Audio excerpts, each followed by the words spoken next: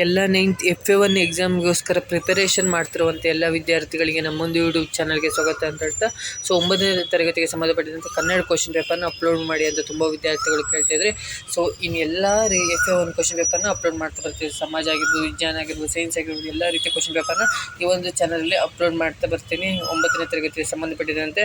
So very important Kannada question paper ಅಂತಲೇ ಹೇಳ್ಬೋದು. So ಇದೊಂದು ಕ್ವಶನ್ ಪೇಪರ್ನ ಓದ್ಕೊಂಡು ಹೋದರೆ ಸೊ ನೀವು ಈಸಿಯಾಗಿ ಪಾಸ್ ಕೂಡ ಆಗ್ಬೋದು, ಈಸಿಯಾಗಿ ಸ್ಕೋರ್ ಕೂಡ ಮಾಡ್ಬೋದು. 20 ಔಟ್ ಆಫ್ 20 ಮಾರ್ಕ್ಸ್ನ ಈಸಿಯಾಗಿ ಸ್ಕೋರ್ ಮಾಡ್ಬೋದು ಅಂತಲೇ ಹೇಳ್ಬೋದು. ಸೊ ಇದೊಂದು ಕ್ವಶನ್ ಪೇಪರ್ನ ನೀವು ಕರೆಕ್ಟಾಗಿ ಕಲ್ತ್ಕೊಂಡು ಹೋದರೆ ಸೊ ಇದರಲ್ಲಿರುವಂಥ MCQ ಕ್ವಶನ್ಸ್ ಆಗಿರ್ಬೋದು, 1 ಮಾರ್ಕ್ಸ್ ಕ್ವಶನ್ಸ್ ಆಗಿರ್ಬೋದು, 2 ಮಾರ್ಕ್ಸ್, 3 ಮಾರ್ಕ್ಸ್ ಆಗಿರ್ಬೋದು, 4 ಮಾರ್ಕ್ಸ್ ಎಲ್ಲ ಕ್ವಶನ್ಸ್ಗಳು ಕೂಡ ತುಂಬಾ ಇಂಪಾರ್ಟೆಂಟ್ ಅಂತಲೇ ಹೇಳ್ಬೋದಾಗಿದೆ. ಸೊ ಇದಿಷ್ಟು ಕ್ವಶನ್ಸ್ನ ಓದ್ಕೊಂಡು ಹೋದರೆ ಆರಾಮಾಗಿ ನೀವು ಈಸಿಯಾಗಿ ಸ್ಕೋರ್ ಮಾಡ್ಬೋದಾಗುತ್ತೆ. 20 ಔಟ್ ಆಫ್ 20 ಸ್ಕೋರ್ ಕೂಡ ಮಾಡ್ಬೋದು, ಹಾಗೆ ಈಸಿಯಾಗಿ ಪಾಸಿಂಗ್ ಮಾರ್ಕ್ಸ್ನ ತೆಗಿಬೋದಾಗುತ್ತೆ. ಸೊ ಅದಕ್ಕಿಂತ ಮುಂಚೆ ನೀವೇನಾದರೂ ಫಸ್ಟ್ ಟೈಮ್ ನಮ್ಮೊಂದು ಯೂಟ್ಯೂಬ್ ಚಾನಲ್ಗೆ ವಿಸಿಟ್ ಮಾಡಿದರೆ ವಿಡಿಯೋಗೊಂದು ಲೈಕ್ ಕೊಡಿ, ಹಾಗೆ ಚಾನಲ್ನ ಸಬ್ಸ್ಕ್ರೈಬ್ ಮಾಡ್ಕೊಂಡಿಲ್ಲ ಅಂದರೆ ಸಬ್ಸ್ಕ್ರೈಬ್ ಮಾಡಿಕೊಂಡು ವಿಡಿಯೋನ ಶುರು ಮಾಡೋಣ. ಸೊ ಮೊದಲನೇದಾಗಿ ಬಂದುಬಿಟ್ಟು ಏನಂದರೆ, ಸೊ ನಾನು ವಿತ್ ಆನ್ಸರ್ನ ಎಲ್ಲಾದರೂ ಡಿಸ್ಕಸ್ ಮಾಡ್ತಾ ಹೋಗ್ತೀನಿ. ಆನ್ಸರ್ನ ಲಾಸ್ಟಿಗೆ ಡಿಸ್ಪ್ಲೇ ಮಾಡ್ತೀನಿ ನಿಮಗೆ, ನೀವು ಟೆನ್ಷನ್ ಮಾಡ್ಕೊಳಕ್ಕೆ ಹೋಗಬೇಡಿ. ಆನ್ಸರ್ನ ಲಾಸ್ಟಿಗೆ ತೋರಿಸ್ತಾ ಹೋಗ್ತೀನಿ. ಸೊ ಇಲ್ಲಿ ಭಾಷೆ ಕನ್ನಡ 60 ಮಿನಿಟ್ಸ್ 20 ಮಾರ್ಕ್ಸ್ಗೆ ಅಂತಿದೆ. ಸೊ ಇಲ್ಲಿ ಕೆಳಗಿನ 3x1 3 ಮಾರ್ಕ್ಸ್ MCQ ಕ್ವಶನ್ಸ್ ಇರುತ್ತೆ, 3 MCQ ಕ್ವಶನ್ಸ್ ಏನೋ ಇರುತ್ತೆ, 2 MCQ ಕ್ವಶನ್ಸ್ ಇರುತ್ತೆ. ಒಂದು 3ನೇ ಪದಕ್ಕೆ ಸರಿಯಾದ 4ನೇ ಪದವನ್ನು ಬರೆಯಿರಿ ಅಂತ ಒಂದು ಕೊಟ್ಟಿರ್ತಾರೆ. ಸೊ ಒಂದೊಂದೇ ನೋಡ್ತೋಣ. ಪಂಡಿತ ಪದವು ಈ ವ್ಯಾಕರಣಕ್ಕೆ ಉದಾಹರಣೆಯಾಗಿದೆ ಪದ ಅಂತ ಕೇಳಿದರೆ, ಸೊ ಇದಕ್ಕೆ ಆನ್ಸರ್ ಬಂದುಬಿಟ್ಟು ಅಂಕಿತ ನಾಮ ಅನ್ನೋದು ಕರೆಕ್ಟ್ ಆಗುತ್ತೆ. ಮನೆಯನ್ನು ಪದದಲ್ಲಿರುವ ವಿಭಕ್ತಿ ಪ್ರತ್ಯಯ ಪದವಿದು ಯಾವುದು ಅಂತ ಕೇಳಿದರೆ, ಸೊ ದ್ವಿತೀಯ ವಿಭಕ್ತಿ ಪ್ರತ್ಯಯ ಅನ್ನೋದು ಕರೆಕ್ಟ್ ಆಗುತ್ತೆ. ಸೊ ಆನ್ಸರ್ ಎಲ್ಲ ಲಾಸ್ಟಿಗೆ ತೋರಿಸ್ತೀನಿ, ನೀವು ಟೆನ್ಷನ್ ಮಾಡ್ಕೊಳಕ್ಕೆ ಹೋಗಬೇಡಿ. ನೆಕ್ಸ್ಟ್ 1x1 ಈ ಥರ ಕೊಟ್ಟರೆ ಧ್ವನಿ, ಧನಿ, ಜುಗ ಸೇಮ್ ಅದೇ ಆನ್ಸರ್ ಆಗುತ್ತೆ. ಜುಗ ಅನ್ನೋದೇ ಕರೆಕ್ಟ್ ಆನ್ಸರ್ ಆಗುತ್ತೆ, ಏನು ಚೇಂಜಸ್ ಮಾಡ್ಕೊಳಕ್ಕೆ ಹೋಗಬೇಡಿ. ನೆಕ್ಸ್ಟ್ 3x1 3 ಮಾರ್ಕ್ಸಿಗೆ 1 ಮಾರ್ಕ್ಸಿಂದು 3 ಕ್ವಶನ್ಸ್ನ ಕೊಟ್ಟಿರ್ತಾರೆ, ನೋಡ್ತಾ ಹೋಗಿ. ಸೊ ಬನದಮ್ಮನಹಳ್ಳಿಯ ಜನರು ಎಲ್ಲಿ ಪಂಚಾಯಿತಿ ಸೇರಿದ್ದರು ಅಂತ ಕೇಳಿದರೆ, ಮುದ್ದು ಪಾರಿವಾಳಗಳ ಜೋಡಿ ಎಲ್ಲಿ ಸಂಸಾರ ಮಾಡಿ ಕೂಡಿದ್ದವು ಅಂತ ಕೇಳಿದರೆ, ಜಗದಲ್ಲಿ ಎಂತಹ ಜನರಿರುವರು ಅಂತ ಕೇಳಿದರೆ. 3 ಕ್ವಶನ್ ಕೂಡ ತುಂಬಾ ಇಂಪಾರ್ಟೆಂಟ್ ಇದೆ. 3x1 3 ಮಾರ್ಕ್ಸ್ ಬರುತ್ತೆ. ಸೊ 3 ಕ್ವಶನ್ಸ್ನ ಕರೆಕ್ಟಾಗಿ ನೋಡ್ಕೊಳ್ಳಿ. ಇನ್ನು 2x ಸೊ ಆನ್ಸರ್ನ ಲಾಸ್ಟಿಗೆ ನಿಮಗೆ ತೋರಿಸ್ತಾ ಹೋಗ್ತೀನಿ. ನೆಕ್ಸ್ಟ್ 2x2 4 ಅಂದರೆ 2 ಮಾರ್ಕ್ಸಿಂದ 2 ಕ್ವಶನ್ ಕೊಟ್ಟಿರ್ತಾರೆ. 2 ಕ್ವಶನ್ಗೆ 2 ಮಾರ್ಕ್ಸ್ ಇರುತ್ತೆ, 4 ಮಾರ್ಕ್ಸ್ ಬರುತ್ತೆ. ಮೀರಾಬಾಯಿ ದೇವಾಲಯದ ಸೌಂದರ್ಯವನ್ನು ವಿವರಿಸಿ ಅಂತ ಕೇಳಿದರೆ, ಇದಕ್ಕೆ ನೀವು 4 ಲೈನಲ್ಲಿ ಬರೆದ್ರೆ ನಿಮಗೆ ಆನ್ಸರ್ ಫುಲ್ ಮಾರ್ಕ್ಸ್ ಅನ್ನೋದು ಸಿಗುತ್ತೆ 2-3 ವಾಕ್ಯದಲ್ಲಿ. ಈ ಹಾಡು ಹೊಸತು ಎಂದು ಕವಿ ಹೇಳಲು ಕಾರಣವೇನಂತ ಕೇಳಿದರೆ, ಸೊ 2 ಕ್ವಶನ್ ಕೂಡ ತುಂಬಾ ಇಂಪಾರ್ಟೆಂಟ್ ಇದೆ. ಸೊ ನೋಡ್ಕೊಳ್ಳಿ ಇವೆರಡು question. Next 1x2 2 marks. So ಇದು ಸಂದರ್ಭ ಸಾಹಿತ್ಯ ಸ್ವಾರಸ್ಯ ವಿವರಿಸಿ ಅಂತ. ಸೊ ಇದು 2 ಮಾರ್ಕ್ಸ್ ಇರುತ್ತೆ, 1 ಕ್ವಶನ್ ಕೊಟ್ಟಿದ್ದಾರೆ. ಸೊ ನೋಡ್ಕೊಳ್ಳಿ, ತುಂಬಾ ಇಂಪಾರ್ಟೆಂಟ್ ಇದೆ. ಸೈನಿಕರ ಮೇಲೆ ದೌರ್ಜನ್ಯ ನಡೆಸುವುದು ಯೋಧ ಧರ್ಮವಲ್ಲ ಅಂತ ಕೇಳಿದರೆ, ಸೊ ಇದನ್ನು ನೋಡ್ಕೊಳ್ಳಿ, ತುಂಬಾ ಇಂಪಾರ್ಟೆಂಟ್ ಇದೆ. ಇದಕ್ಕೆ ಆನ್ಸರ್ನ ಲಾಸ್ಟಿಗೆ ತೋರಿಸ್ತೀನಿ, ಟೆನ್ಷನ್ ಮಾಡ್ಕೊಂಡು ಹೋಗ್ಬೇಡಿ.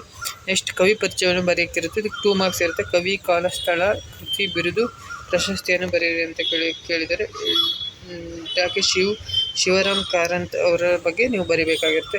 ಅವ್ರು ಹುಟ್ಟಿದ್ದಾಗಿರ್ಬೋದು, ಸ್ಥಳ ಆಗಿರ್ಬೋದು, ಕೃತಿ ಆಗಿರ್ಬೋದು, ಬಿರುದಾಗಿರ್ಬೋದು, ಇದಕ್ಕೊಂದು ನೀವು 5 ಲೈನಲ್ಲಿ ಬರೆದ್ರೆ ನಿಮಗೆ ಫುಲ್ ಮಾರ್ಕ್ಸ್ ಅನ್ನೋದು ಸಿಗುತ್ತೆ. ಇನ್ನು 2x1 2 ಅಂದರೆ ಒಂದು ಪದ್ಯವನ್ನು ಕೊಟ್ಟಿರ್ತಾರೆ. ಸೊ ಆ ಪದ್ಯವನ್ನು ಪೂರ್ಣಗೊಳಿಸಿದ್ರೆ ನಿಮಗೆ 2 ಮಾರ್ಕ್ಸ್ ಅನ್ನೋದು ಸಿಗುತ್ತೆ. ಸೊ ನೋಡ್ಕೊಳ್ಳಿ, ಇದೇ ಪದ್ಯ ಬರುವ ಚಾನ್ಸಸ್ ಇದೆ. ನೆಕ್ಸ್ಟು ಕೆಳಗಿನ ಪದ್ಯವನ್ನು ಓದಿಕೊಂಡು ಭಾವಾರ್ಥವನ್ನು ಬರೆಯಿರಿ. ಅಂದರೆ ಒಂದು ಪದ್ಯವನ್ನು ಕೊಟ್ಟಿರ್ತಾರೆ, ಸೊ ಅದರ ಸಾರಾಂಶವನ್ನು ಬರೆದ್ರೆ ನಿಮಗೆ ಫುಲ್ ಮಾರ್ಕ್ಸ್ ಅನ್ನೋದು ಸಿಗುತ್ತೆ, 2 ಮಾರ್ಕ್ಸ್ ಸಿಗುತ್ತೆ.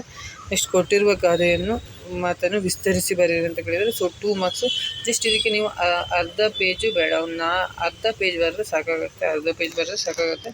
ಸೊ ತುಂಬಿದ ಕೂಡ ತುಳುಕುವುದಿಲ್ಲ, ಬೆಳ್ಳಗಿರುವುದೆಲ್ಲ ಹಾಲೆಲ್ಲ ಅಂತ ಕೇಳಿದರೆ, ಸೊ 2 ಕ್ವಶನ್. 2 ಗಾದೆ ಹೇಗೆ ಬರಬೇಕಂದ್ರೆ, ಫಸ್ಟ್ ಪೀಠಿಕೆ ಬರೀಬೇಕು, ಆಮೇಲೆ ವಿವರಣೆ ಬರಬೇಕು, ಲಾಸ್ಟಿಗೆ ಉಪಸಂಹಾರ. ಈ ಥರ ಬರೆದ್ರೆ ನಿಮಗೆ ಫುಲ್ ಮಾರ್ಕ್ಸ್ ಅನ್ನೋದು ಸಿಗುತ್ತೆ. ಸೊ ಇದಕ್ಕೆ ಆನ್ಸರ್ನ ತೋರಿಸ್ತಾ ಹೋಗ್ತೀನಿ. ಸೊ ಆನ್ಸರ್ನ ನೋಡ್ಕೊಳ್ತಾ ಬನ್ನಿ. ಸೊ ಇಲ್ಲಿ ಆನ್ಸರ್ನ ಕೊಟ್ಟಿದ್ದಾರೆ, ನೋಡ್ಬೋದಾಗಿದೆ. ಸೊ ಅಂಕಿತ ನಾಮ ಕರೆಕ್ಟ್ ಆನ್ಸರ್ ಫಸ್ಟ್ ಕ್ವಶನಿಗೆ. ಸೆಕೆಂಡ್ನೇದಕ್ಕೆ ದ್ವಿತೀಯ ಕರೆಕ್ಟ್ ಆನ್ಸರ್. ನೆಕ್ಸ್ಟ್ 3rd ಕ್ವಶನ್ಗೆ ಜುಗ ಅನ್ನೋದು ಕರೆಕ್ಟ್ ಆನ್ಸರ್ ಆಗುತ್ತೆ. ಸೊ ಇದೆಲ್ಲ ಕ್ವಶನ್ಗೂ ಆನ್ಸರ್ನ ನೋಡ್ಕೊಳ್ತಾ ಬನ್ನಿ. ವಿಡಿಯೋನ ಪಾಸ್ ಮಾಡಿಕೊಳ್ಳಿ ಅಥವಾ ಸ್ಕ್ರೀನ್ಶಾಟ್ನ ತೊಗೊಳ್ಳಿ. ಇಲ್ಲಾಂದರೆ ನಿಮ್ಮ ಟೆಲಿಗ್ರಾಮ್ ಚಾನಲ್ ಲಿಂಕ್ನ ಡಿಸ್ಕ್ರಿಪ್ಷನ್ ಕೊಟ್ಟಿರ್ತೀನಿ. ಸೊ ಅಲ್ಲಿ ಜಾಯ್ನ್ ಆಗಿಬಿಟ್ಟು ನೀವು ನೋಡ್ಕೋಬೋದಾಗುತ್ತೆ ಎಲ್ಲ ಕ್ವಶನ್ಗೂ ಆನ್ಸರು. ಸೊ ಸ್ಕ್ರೀನ್ಶಾಟ್ ತೊಗೊಳ್ಳಿ, ಇಲ್ಲಾಂದರೆ ವೀಡಿಯೋನ ಪಾಸ್ ಮಾಡಿಕೊಂಡು ನೋಡ್ಕೊಳ್ತಾ ಬನ್ನಿ. ಸೊ ಕರೆಕ್ಟಾಗಿ ನೋಡ್ಕೊಳ್ಳಿ, 3 ಕ್ವಶನ್ನು ಕರೆಕ್ಟಾಗಿ ನೋಡ್ಕೊಳ್ಳಿ, ಅಥವಾ ವೀಡಿಯೋನ ಪಾಸ್ ಮಾಡಿಕೊಂಡು ಸ್ಕ್ರೀನ್ಶಾಟ್ ತೊಗೊಂಡು ನೋಡ್ಕೊಳ್ತಾ ಬನ್ನಿ.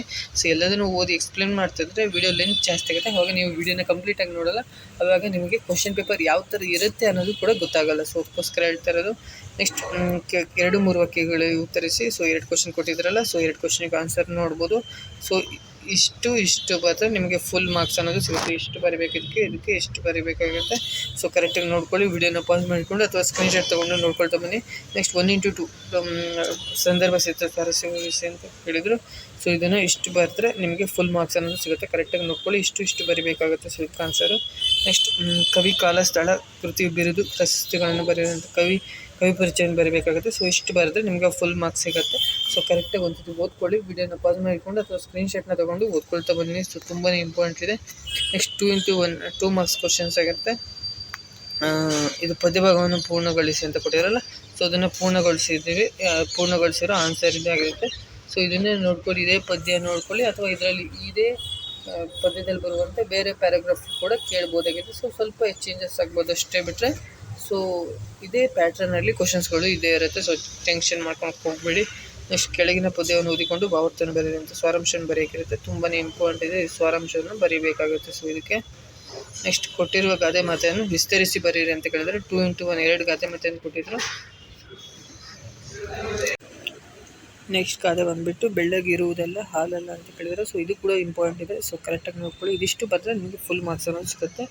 ಸೊ ಐ ಹೋಪ್ ಈ ಒಂದು ವಿಡಿಯೋ ಹೆಲ್ಪ್ ಆಗಿದೆ ಅಂತ ಅಂದ್ಕೊಂಡಿದ್ದೀನಿ. ವಿಡಿಯೋ ಇಷ್ಟ ಆಗಿದ್ರೆ like, share and subscribe. Next ವಿಡಿಯೋದಲ್ಲಿ ಇದೇ ರೀತಿಯಾದ ನೆಕ್ಸ್ಟ್ ಬರುವಂಥ ಎಲ್ಲ ಕ್ವಶನ್ ಪೇಪರ್ನ ಅಪ್ಲೋಡ್ ಮಾಡ್ತಾ ಇರ್ತೀನಿ FA1ಗೆ ಸಂಬಂಧಪಟ್ಟಿದಂತೆ.